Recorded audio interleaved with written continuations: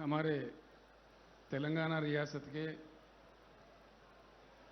वजीर दाखिला जनाब महमूद अली साहब, लेजिस्लेटिव काउंसिल के चेयरमैन साहब जनाब सुखेंदर रेड्डी साहब, माइनॉरिटी वेलफेयर के मिनिस्टर जनाब ईश्वर साहब, हमारे मिनिस्टर श्रीनिवास यादव साहब, काउंसिल के डिप्टी चेयरमैन साहब और एमआईएम के सदर जनाब असदुद्दीन ओवैसी साहब, सारे एमएलएस, एमएलसीज, सारे उलमाओं को, मशाकिन को अस्सलाम वालेकुम। सबसे पहले मैं तमाम बुजुर्गों को और भाइयों को माह रमज़ान का मुबारकबाद पेश करता हूं। हर साल जैसा आज भी हम दावत इफ्तार का इंतज़ाम किए हैं। आप सब तमाम लोग यहाँ आके हमारे ताउन बढ़ा दिए, मैं आप तमाम का शुक्रगुजार हूं। तेलंगाना अभी ईश्वर साहब बता रहे थे, मैं भी ज़्यादा नहीं बोलूँगा, दो चार बातें बोलूँगा। अल्लाह के फजल से आप सब लोगों से दुआ से तेलंगाना रियासत का तरक्की इस कदर है। 9 साल 10 साल पहले जो हमको पिछड़ा कहते थे, बैकवर्ड कहते थे, आज हिंदुस्तान में कोई भी रियासत हमारे मुकाबले में भी नहीं है।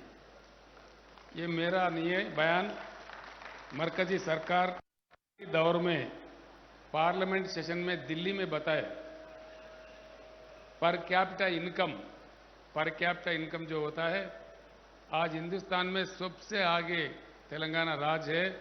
हमारा पर कैपिटा इनकम आज 3,08,000 रुपये है। बड़े बड़े रियासत जो महाराष्ट्र, गुजरात, तमिलनाडु, कर्नाटका, इन सारे राज्यों से हम आगे हो गए हैं। दूसरी एक बात, पर कैपिटा पावर यूटिलाइजेशन, पहले जब तेलंगाना बना था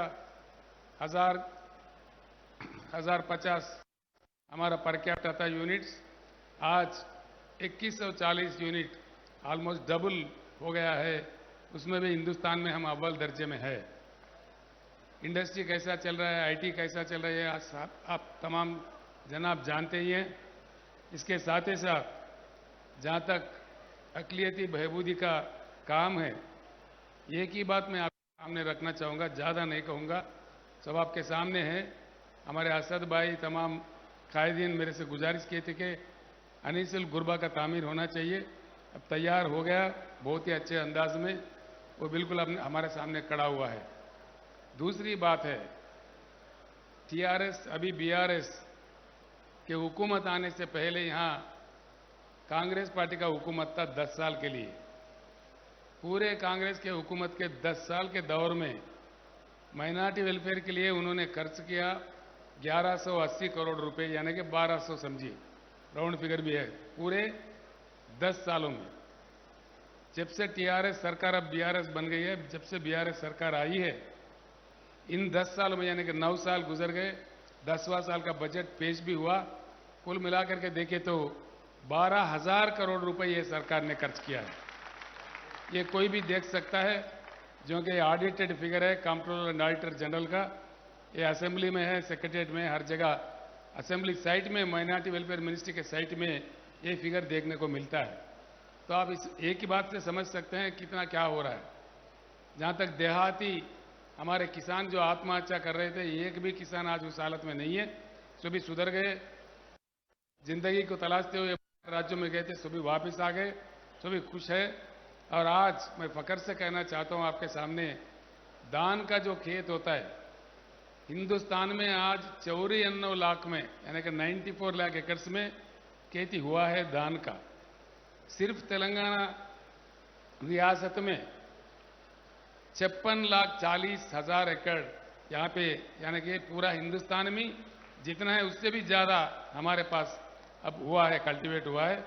ये भी हमारा एक निशाना देख सकते हैं। पीने का पानी का मसला खत्म हो गया, करंट का मसला खत्म हो गया, बेरोजगारी का मसला भी धीरे धीरे खत्म होते जा रहे हैं। इसके साथ ही साथ हम तो आगे बढ़ रहे हैं, लेकिन देश पीछे जा रहा है।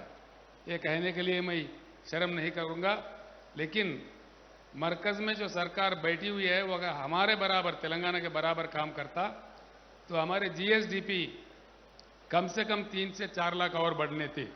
इसमें हमको मार पड़ा है और देश आज एक अजीब दौर से गुजर रहा है, ये हम तमाम लोग जानते हैं। मैं बुजुर्गों से, नौजवान भाइयों से, सभी दानिशवरों से मेरा गुजारिश है कि हिंदुस्तान हमारा है, हर हालत में इस देश को बचाना है। छोटे छोटे मुश्किल तो आते रहेंगे, इंशाअल्लाह आपका ताउन हो, लड़ते रहेंगे आखिर तक। ये टेम्पररी फेज है, कुछ होने वाला नहीं है। असलियत का, इंसाफ का आखिर में जीत होगा। इसलिए मैं बिलीव करता हूं, जब तेलंगाना के लिए लड़ रहा था, यही बात मैं बार बार कह रहा था कि अल्लाह के घर में देर है लेकिन अंधेर नहीं है। इसीलिए बिल्कुल हम आगे बढ़ेंगे। ये देश सभी का है, ये देश हमारा है, इस देश को महफूज रखेंगे। इसमें हम अपने आखिरी खून का बूंद तक भी लड़ते रहेंगे, लेकिन कहीं कॉम्प्रोमाइज नहीं होंगे। इसका हमारे गंगा जमुना तहजीब, देश के परंपरा, हमारे तारीख, इसको कोई भी बदल नहीं सकता। बदलने का कोई कोशिश किया वो खत्म हो जाएगा, लेकिन देश खत्म कभी नहीं होगा। इसमें मेरे बात पे विश्वास रखिए। जब वक्त आए तो जोश से नहीं, हम लोग होश से काम ले, होशियारी से काम ले, देश को बचाने का काम जरूर करें, ये मेरा गुजारिश है। और एक बात मैं खुशियों के साथ कहना चाहता हूं, देश के राजनीति में चलने का मेरा इरादा हुआ, जो गुजर रहा है हिंदुस्तान पे उसको सुधारने के लिए। मुझे खुद अफसोस है कि जिस बगल रियासत महाराष्ट्र में गए, तेलंगाना से भी ज्यादा वहां पे वेलकम हो रहा है। तेलंगाना से भी ज्यादा तादाद में हमारे बोधन के शकील भाई, सारे लोग वहां थे मेरे साथ में। काफी मतलब हमारा खैर मकदम वहां हो रहा है। मुझे भी इतना नहीं था एहसास इस प्रकार का, यानी कि देश इंतजार कर रहा है एक सही नेता के लिए, सही पार्टी के लिए। इंशाअल्लाह आगे जाके कई कामयाबी हमें मिलेंगे। हर हालत में इस देश को बचाने का हम भरपूर कोशिश करेंगे।